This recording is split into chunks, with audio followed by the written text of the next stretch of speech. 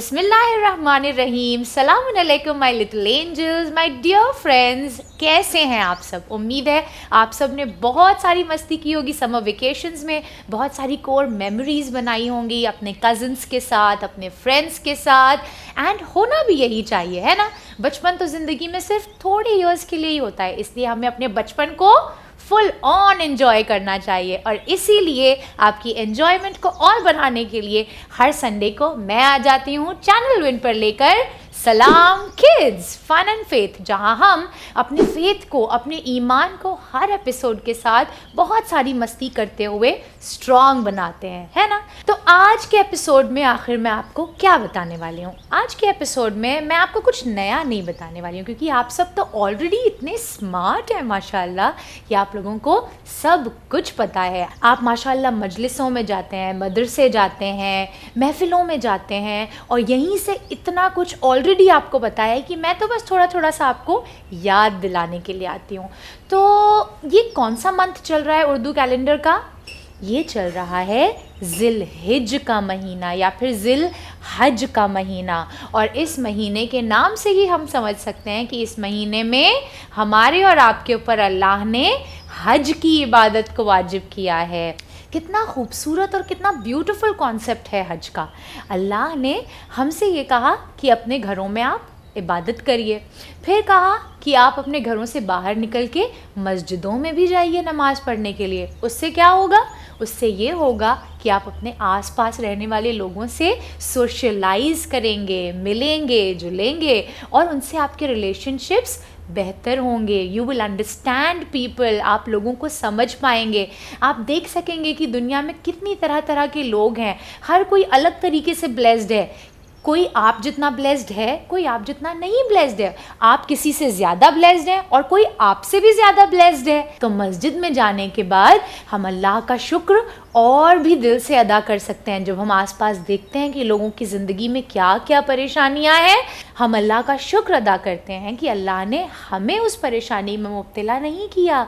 और दूसरी तरफ जब हम किसी के पास कोई अच्छी नेमत देखते हैं तो हम अल्लाह से फिर दिल से दुआ करते हैं कि या अल्लाह, अगर तू उसे नवाज सकता है तो तू मुझे भी नवाज सकता है, मुझे भी इस नेमत से नवाज दे। यानी कि जब हम लोगों के साथ सोशलाइज करते हैं, मिलते जुलते हैं, तो उनकी नेमतें देखकर, अपनी नेमतें देखकर हमारे अंदर दो क्वालिटीज़ पनपती हैं, दो कैफियत पनपती है। एक, अपनी नेमतों के लिए शुक्र अदा करते हैं हम, और दूसरी जानिब दूसरों की नेमतों को देखकर दुआ में कशिश आती है, हमारी दुआ और ज़्यादा इंटेंस हो जाती है कि नहीं। तो इसी तरीके से पहले घरों में इबादत का हुक्म दिया गया, फिर उसके बाद मस्जिदों में जाने को कहा गया। उसके बाद अल्लाह ने कहा अब जब आप लोगों से अपने नेबरहुड में मिल चुके, तो एक बार at least once in your life ऐसी जगह पर आइए आप लोग इबादत करने के लिए जहाँ पर पूरी दुनिया के सारे मोमिनीन आते हैं इबादत करने के लिए। अब यहाँ पर आपको सिर्फ अपने आसपास जान पहचान वाले लोग नहीं मिलेंगे, यहाँ पर आपको हर कंट्री के लोग मिलेंगे, हर कॉन्टिनेंट के लोग मिलेंगे, हर स्किन टोन के लोग मिलेंगे, हर क्लास के लोग मिलेंगे, लेकिन सब के सब आकर इकट्ठा हो जाएंगे और अल्लाह की बारगाह में एक लेवल पर आ जाएंगे। अब ना कोई गोरा रहेगा, ना कोई काला रहेगा, ना कोई लंबा होगा, ना कोई छोटा होगा, ना कोई मोटा होगा, ना कोई दुबला होगा। हर कोई अल्लाह की बारगाह में आकर एक जैसा बन जाएगा। सिर्फ़ और सिर्फ अगर किसी बिना पर वो अल्लाह के लिए स्पेशल होगा तो वो तक़वा की बिना पर, अपने ईमान की बिना पर। कितना ब्यूटीफुल मज़हब है ना हमारा, कितना अच्छा मज़हब अल्लाह ने हमें दिया है, जो हमें हर तरीके के रेसिज्म से, हर तरीके की डिस्क्रिमिनेशन से दूर करता है, और अल्लाह के नज़दीक होने का सिर्फ एक क्राइटेरिया रखता है, क्या? एक अच्छा इंसान होना। तो ये हज का जो वाक़या है, इसी से रिलेटेड एक छोटी सी स्टोरी है। आई एम श्योर, मुझे यकीन है आप लोगों को पता होगी, मगर जिन्हें नहीं पता है वो भी ये सुन सकते हैं, और जिन्हें पता है वो एक बार इसे फिर से याद कर सकते हैं। ये स्टोरी है जनाबे इस्माईल अलैहिस्सलाम की। इस्माईल अलैहिस्सलाम अल्लाह के एक बरगुज़ीदा इम्पॉर्टेंट नबी थे, और इनकी ज़िंदगी की शुरुआत जब हुई तो अल्लाह ने इनके बाबा जनाब इब्राहीम अलैहिस्सलाम को ये हुक्म दिया कि आप अपनी वाइफ जनाब हाजरा को और अपने बेबी जनाब इस्माईल अलैहिस्सलाम को मक्का में ले जाकर एक जगह पर छोड़ दीजिए। जनाब इब्राहीम अलैहिस्सलाम ने अल्लाह के हुक्म को माना और वो अपने वाइफ और बेबी को लेकर निकल गए मक्के के लिए। जब वो मक्का पहुँचे तो आज मक्का जितना आबाद है, वहाँ खाने काबा की वजह से लोग आते हैं, ज़ियारत करते हैं, रहते हैं और इतनी बड़ी सिविलाइजेशन है वहाँ पर। उस ज़माने में जब जनाब इब्राहीम को अल्लाह ने ये हुक्म दिया था, वो एकदम बंजर मैदान था। बंजर मैदान, दूर दूर तक कोई इंसान नहीं रहता था, जानवर चरिंद परिंद कुछ भी नहीं था वहाँ पर। वहाँ जाकर जनाब इब्राहीम ने जनाब हाजिरा को जनाब इस्माईल अलैहिस्सलाम के साथ, जो एकदम लिटिल से बेबी हैं, छोटे से बेबी हैं, उन्हें छोड़ने का फ़ैसला किया अल्लाह के हुक्म पर। जनाब हाजरा घबरा रही थीं, परेशान हो रही थीं कि वो अकेले इस बियाबान में क्या करेंगी, जबकि उनके साथ एक छोटा सा बेबी भी है। लेकिन उन्होंने फिर जनाब इब्राहीम से पूछा, क्या आप हमें यहाँ अल्लाह के हुक्म से छोड़ रहे हैं? जनाब इब्राहीम ने हाँ में जवाब दिया और बस फिर उन्होंने अपनी सारी तकलीफ़ों को अल्लाह की रज़ा के लिए एक्सेप्ट कर लिया। उन्होंने इस बात पर अपने ईमान को और मोहकम किया कि अल्लाह कभी भी मुझे मुश्किल में नहीं डालेगा। अगर मेरे अल्लाह ने हुक्म दिया है मुझे यहाँ छोड़ने का, तो यकीनन वो मेरा इंतज़ाम करेगा। और यही हमारा भी यकीन होना चाहिए अल्लाह में। बस फिर जनाब इब्राहीम जनाब हाजरा को और जनाब इस्माईल अलैहिस्सलाम को वहाँ छोड़कर चले गए। जब जनाब इब्राहीम छोड़कर गए जनाब हाजरा को, तो उनके पास वहाँ पर थोड़े से खजूर और थोड़ा सा पानी था। कुछ दिनों तक तो उन्होंने उस खजूर और पानी से अपने आप को ज़िंदा रखा, लेकिन जब वो खजूर और पानी ख़त्म हो गया तो अब वो परेशान हुई कि अब आखिर वो ख़ुद कैसे सर्वाइव करेंगी और अपने बेबी का ख़याल कैसे रखेंगी, उसे कैसे ज़िंदा रखेंगी। जब उनके बेबी को बहुत प्यास लगी तो जनाब हाजरा ने अपने बेबी के लिए पानी ढूंढते हुए एक माउंटेन पर दौड़ लगाई। उस माउंटेन का नाम था सफ़ा। वो उस माउंटेन की चोटी पर, उसकी पीक तक गई और जाकर ढूंढा कि शायद पानी मिल जाए। जब वो इस माउंटेन पर पहुंची सफ़ा पर, तो उन्हें दूसरी तरफ ऑपोजिट डायरेक्शन में एक और माउंटेन दिखा जिसका नाम था मरवा। उस माउंटेन पर उन्हें लगा हो सकता है वहाँ पानी हो, तो वो यहाँ से दौड़ती हुई इतनी धूप में, इतनी गर्मी में दूसरे माउंटेन पर गई, मरवा पर। और वहाँ जाकर उन्होंने देखा कि यहाँ भी पानी का नामो निशान नहीं है। मरवा पे आने के बाद वो दोबारा सफ़ा पर गई कि हो सकता है अब पानी मिल जाए। फिर उसके बाद वो दोबारा मरवा पर गई और इसी तरीके से अपने बेबी की प्यास बुझाने के लिए उन्होंने सफ़ा और मरवा के दरमियान, सफ़ा और मरवा के बीच 7 टाइम्स 7 मरतबा दौड़ लगाई और आसान से किसी ज़मीन पर नहीं बल्कि माउंटेन्स पर चढ़ी। इतनी मेहनत की और आखिर जब उन्होंने देखा कि उनका बेबी अब रो रहा है, चुप नहीं हो रहा है, पानी कहीं से नहीं मिल रहा है, तो वो आकर अपने बेबी के पास मायूस होकर बैठी। और बस बैठना था कि उनके बेबी ने रोते रोते अपनी एड़ियाँ, अपनी हील्स को ज़मीन पर रगड़ा और रगड़ते ही देखा कि जहाँ वो बेबी जनाब इस्माईल अलैहिस्सलाम अपने पैरों को रगड़ रहे थे, वहाँ से साफ़ और शफ़ाफ़ पानी जारी हुआ। और इस पानी से जनाब हाजरा ने जनाब इस्माईल की प्यास बुझाई। और आप सभी जानते हैं, हम अपने स्कूल्स में भी पढ़ते हैं राइट, कि पानी ज़िंदगी के लिए बहुत ज़रूरी है। जहाँ भी पानी होता है वहाँ सिविलाइजेशंस बस जाती हैं। और इसी पानी से, इस पानी का नाम है ज़मज़म, आबे ज़मज़म, जो हर कोई हज पर जाता है तो हमारे लिए तोहफे के तौर पर लेकर आता है।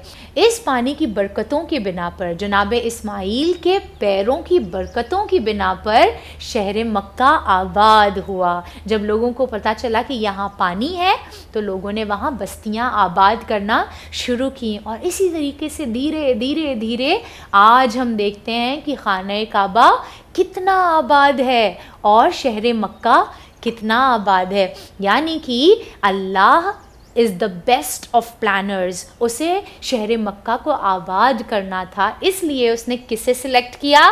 जनाब हाजरा को और जनाब इस्माईल को। तो हमें अल्लाह के प्लान्स में यकीन रखना चाहिए। हो सकता है थोड़ा वक्त लगे, हो सकता है हमें थोड़ी मेहनत करनी पड़े, लेकिन अल्लाह फिर जब रिजल्ट्स देता है तो फिर दुनिया उसे याद रखती है। थी ना ये बहुत ही अच्छी सी स्टोरी।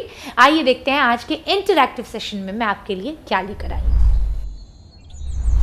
तो आज का इंटरैक्टिव सेशन है आपके लिए अनस्क्रैम्बल द फॉलोइंग। मैं आपको दे रही हूँ स्क्रीन पर ये जंबल किए हुए, स्क्रैम्बल किए हुए, इगड़म बिगड़म किए हुए वर्ड्स, और आपको इन्हें ऑर्डर में प्लेस करके, इन अल्फ़ाबेट्स को ऑर्डर में प्लेस करके बनाना है हज से रिलेटेड एक वर्ड। देखते हैं आपको हज के बारे में कितने वर्ड्स पता हैं। इन ऑल हम आपको देंगे वर्ड्स और हर वर्ड के लिए आपको मिलेंगे 10 सेकेंड्स। 10 सेकेंड्स में आपको गेस करना है कि ये वर्ड क्या है। लेट्स सी आपका पहला वर्ड क्या है। तो आपका पहला वर्ड है RHIAM। ये क्या हो सकता है? लेट्स थिंक, सोचिए सोचिए। क्या आपने सही गेस किया? ये वर्ड है इहराम। IHRAM, इहराम।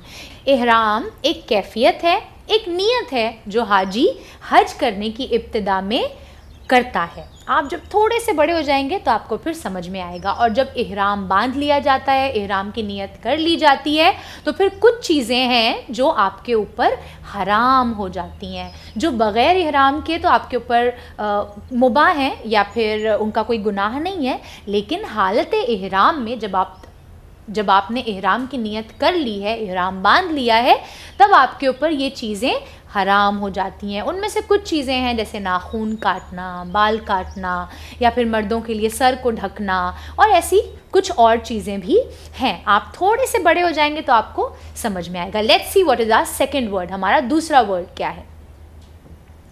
FWATA। ये क्या वर्ड है? हिंट यही है कि ये सारे वर्ड्स हज से रिलेटेड हैं। सोचिए सोचिए, दिस इज वेरी इजी।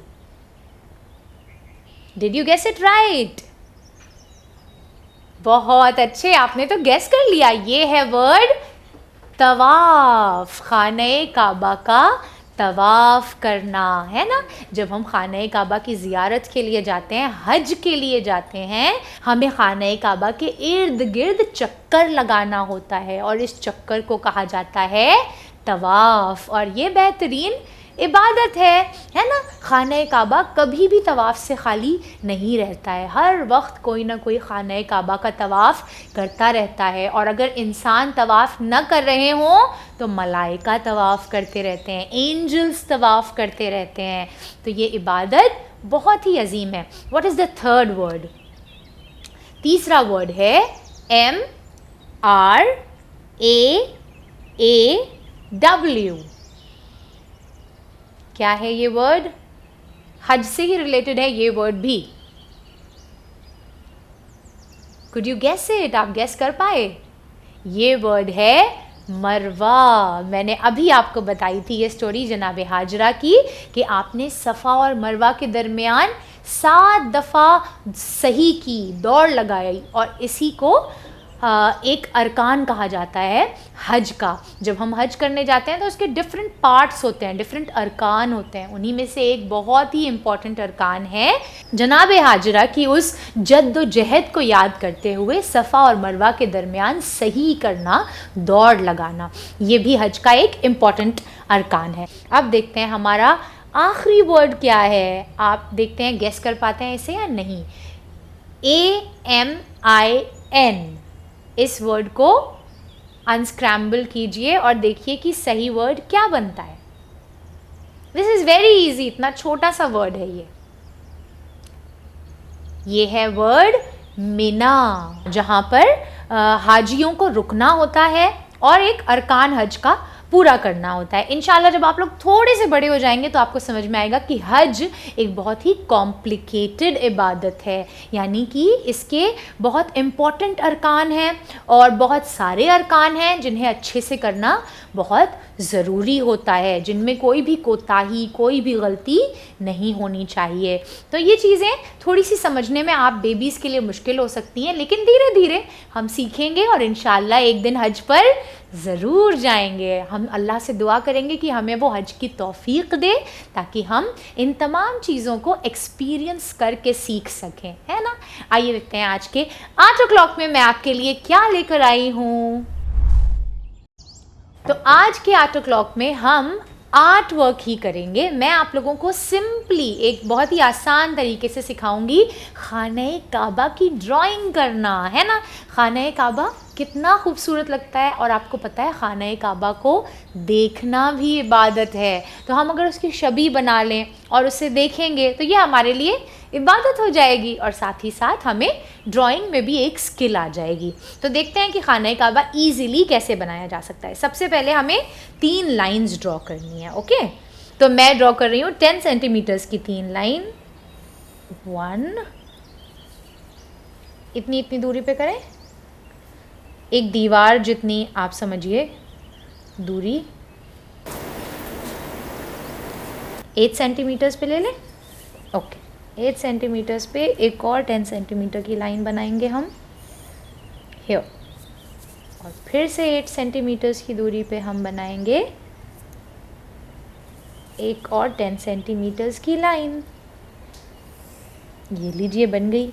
अब क्या करेंगे हम, अब ये वाली जो लाइन है इसके थोड़ा सा ऊपर, चलिए सेंटीमीटर्स में ही मैं आपको बताती हूँ, तकरीबन 3 सेंटीमीटर्स ऊपर हम एक डॉट बनाएंगे, और इस डॉट से हम हमारी दोनों कॉर्नर्स की जो लाइन है उन्हें ज्वाइन करेंगे डायगोनली, 1 and 2। ठीक, इसी तरीके से हम यहाँ पे भी तकरीबन 2 सेंटीमीटर्स ले लेंगे और इन लाइंस को कर लेंगे ज्वाइन। ये लीजिए, और इसको भी कर लिया ज्वाइन।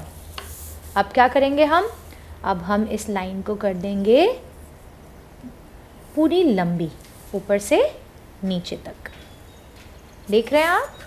अब क्या करेंगे हम, अब हम बनाएंगे यहाँ पे कितनी दूरी पे, 3 पे ही लेते हैं, ठीक है। और यहाँ पे भी 3 सेंटीमीटर्स काउंट कर लीजिए, और इन दोनों डॉट्स को कर लेंगे ज्वाइन, और थोड़ी सी नीचे एक और लाइन। इसी तरीके से यहाँ भी 3 सेंटीमीटर्स हियर एंड ज्वाइन। सीधी सीधी लाइंस बना के हमने माशाअल्लाह खाने काबा की ऑलमोस्ट छवि बना ली है। अब क्या करना है हमें, अब इसके नीचे छोटे छोटे से हम रेक्टेंगल्स बना देते हैं, ऐसे ऐसे ऐसे ऐसे ऐसे एंड 1 मोर, बन गया। और इसके बीच में ऐसे हम डायमंड शेप बना देंगे। लग रहा है ना ये खाने काबा जैसा। अब हमें बनाना है खाने काबा का गिलाफ। तो वो कैसे बनेगा, वो बनेगा ऐसे ऐसे ऐसे ऐसे एंड ऐसे, डन। और इसकी हम बनाएंगे लाइंस हल्की हल्की सी। अब ये वाला जो कर्टन के पॉइंट्स है ना, इसको ऊपर से ज्वाइन कर देंगे ताकि ये कर्टन की रस्सियों की तरह लगे। आपने अगर कभी गौर से खाने काबा की इमेज को देखा होगा तो जो गिलाफ होता है वो रस्सियों के साथ ऊपर अटैच्ड होता है, तो ये वही रस्सियाँ हैं। ये हल्की हल्की सी लाइंस बना देंगे हम। एंड फाइनली हम क्या करेंगे, फाइनली हम 1 2 तकरीबन 3 लाइन बनाएंगे यहाँ, और इतनी ही यहाँ भी, 1 2 3। अब इन लाइंस का क्या करेंगे, इन लाइंस में हम ब्रिक्स बना देंगे। ये देखिए रेक्टेंगल्स बनाएंगे और फिर रेक्टेंगल्स के बीच बीच में लाइंस बनाएंगे। कितना अच्छा लग रहा है ना। एक लाइन और बना लेते हैं यहाँ पे। ये देखिए माशाल्लाह हमारा खाने का रेडी हो गया है। ऐसे ही यहाँ भी कर लेंगे।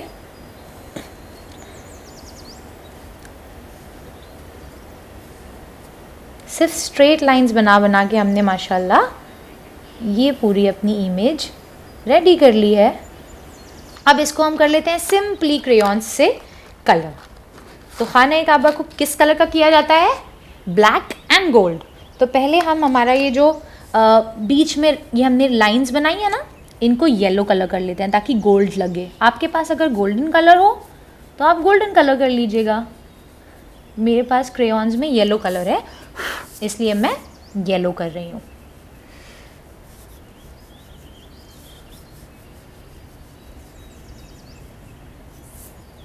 ये जो नीचे छोटे छोटे से रेक्टेंगल्स हमने बनाए हैं इन्हें भी येलो कर लेंगे।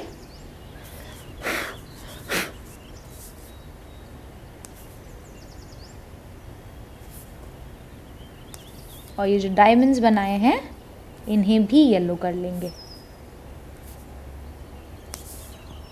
नेक्स्ट हम इसको पूरा ब्लैक कलर कर लेंगे गिलाफ को।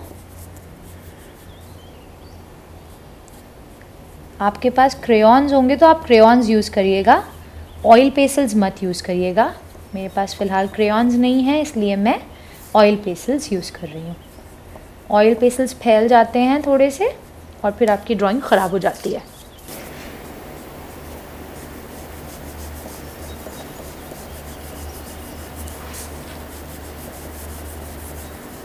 Very lightly I am doing this ताकि हमारी इतनी प्यारी सी ड्राइंग ख़राब ना हो जाए।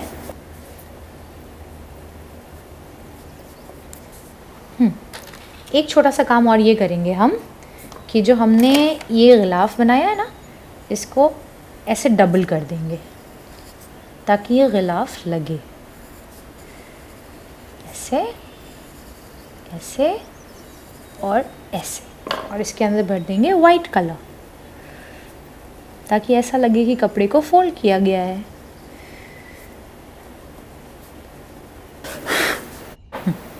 करते हैं रिमेनिंग कलर।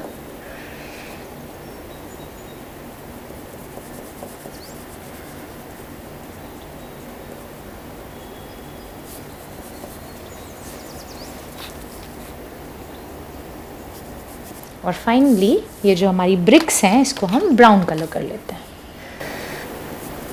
बीच बीच में करेंगे और जो लाइन के आसपास जगह है वो थोड़ी सी छोड़ देंगे।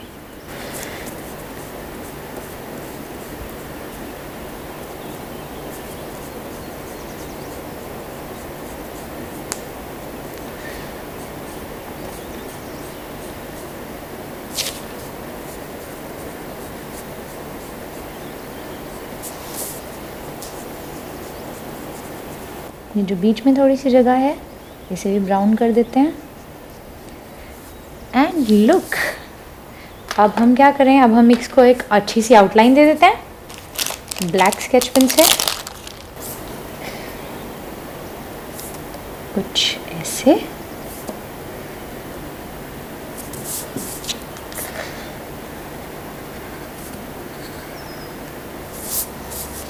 ये गिलाफ भी ड्रॉ कर लेते हैं।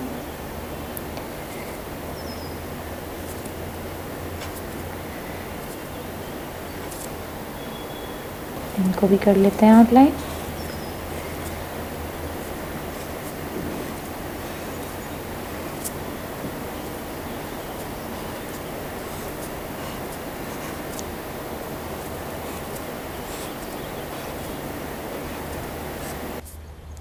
तो ये एकदम झटपट फटाफट हमारा प्यारा सा खाने का रेडी हो गया है। अब हम इस पे अल्लाह का नाम लिखें, लेकिन आप लोगों को बहुत केयरफुल रहना पड़ेगा। अगर आपने इस पे अल्लाह का नाम लिखा है या रसूलुल्लाह का नाम या कोई भी आप इम्पॉर्टेंट और डिवाइन नाम लिख रहे हैं, तो या तो आप इसे किसी बुक में रखें या कहीं संभाल के रखें, घर में अज़ा खाना हो तो उसमें रखें। प्लीज़ बी केयरफुल, बहुत ख्याल रखें कि इसकी कोई बेअदबी ना होने पाए, ठीक है। मैं तो फ़िलहाल इस पर कुछ भी नहीं लिख रही हूँ क्योंकि मेरे पास ये ड्राइंग बुक में नहीं है, तो I have just made this और मुझे ये बहुत अच्छा लग रहा है। आप लोगों ने कितना अच्छा बनाया है मेरे साथ प्लीज़ शेयर करिएगा। नंबर्स आपकी टीवी स्क्रीन पर हैं। अब बारी है हमारी हदीस ऑफ द डे की, और अल्हम्दुलिल्लाह हमने 36 हदीस मुकम्मल कर ली है। आज 37th हदीस मुकम्मल करेंगे। रसूलुल्लाह स्वल्लल्लाहु अलैहि वसल्लम ने हमें एक बहुत ही अच्छा सा नुस्खा दिया है, एक बहुत ही अच्छा सा यूँ कह लीजिए कि इलाज दिया है। कितनी बार ऐसा होता है ना कि हम कोई अपनी बहुत इंपॉर्टेंट चीज़ कहीं रखते हैं और फिर उसे इतने अच्छे से रख देते हैं कि हमें याद ही नहीं आता है कि हमने आखिर उसे कहाँ रख दिया, ढूंढ ढूंढ के परेशान हो जाते हैं और चीज़ मिलती ही नहीं है।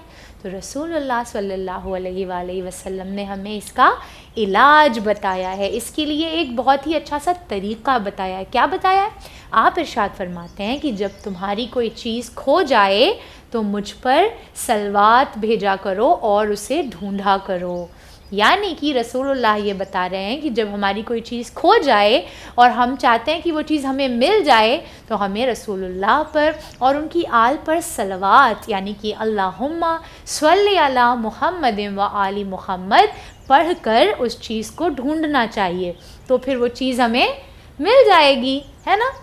एक सिंपल सा आसान सा तरीक़ा, जब हमें चीज़ ना याद आ रही हो कि हमने कहाँ रख दिया है, तो रसूलुल्लाह क्या इरशाद फरमाते हैं कि जब तुम्हारी कोई चीज़ खो जाए तो मुझ पर सलवात भेजो और उसे ढूंढो, यकीनन वो चीज़ हमें मिल जाएगी। जल्दी से याद करिए इस हदीस को और अपनी ज़िंदगी में इसे करिए इस्तेमाल। मुझे बताइए कब आपकी कौन सी चीज़ खोई और आपने सलवात भेजा तो आपको फ़ौरन मिल गई। मेरे साथ तो ऐसा बहुत बार हुआ है और सलवात भेजते ही मुझे फ़ौरन याद आ जाता है कि वो चीज़ मैंने कहाँ रखी थी। इंशाल्लाह आप भी इससे फ़ायदा उठाइएगा। और अब बारी है हमारे आज के स्पॉटलाइट सेगमेंट की। देखते हैं आप में से किसने किसने हमारे लिए क्या क्या भेजा है। अल्लाहुम्मा सल्ली अला मोहम्मद व आले मोहम्मद।